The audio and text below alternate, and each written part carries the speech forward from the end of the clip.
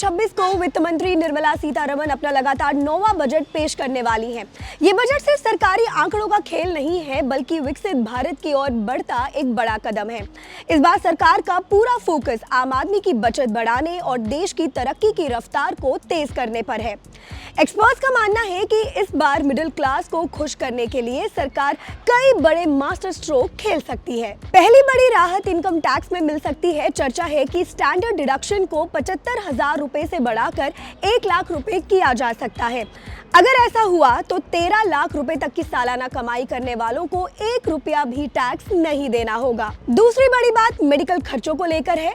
अब तक health insurance और इलाज के खर्चों पर टैक्स छूट सिर्फ पुराने सिस्टम में मिलती थी, लेकिन इस बजट में इसे न्यू टैक्स रेजिम में भी शामिल किया जा सकता है, ताकि आपको महंगे इलाज से राहत मिले। तीसरा बदलाव आपके किराए और लोन लेने की क्षमता से जुड़ा है। सरकार एक ऐसा सिस्टम ला सकती है जिससे समय पर घर का किराया देने से आपका क्रेडिट स्कोर सुधरेगा। इससे फ्यूचर में बैंक से लोन लेना और भी आसान हो जाएगा। चौथा बड़ा अपडेट पेट्रोल और डीजल की कीमतों को लेकर है।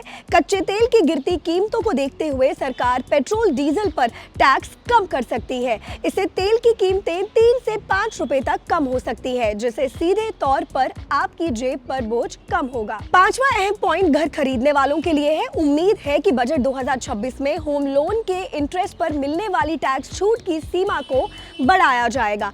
सरकार चाहती है कि ज्यादा से ज्यादा लोग अपना घर खरीद सके और साथ ही सरकार अपना घाटा कम करते हुए देश में नई सड़कें, पुल और रेलवे ट्रैक बनाने पर रिकॉर्ड खर्च जारी रखेगी। इससे न केवल रोजगार बढ़ेगा, बल्कि देश की अर्थव्यवस्था को भी नई मजबूती मिलेगी। बजट 2026 देश की तरक्की और आपकी बचत दोनों को बैलेंस करने वाला साबित हो सकता है।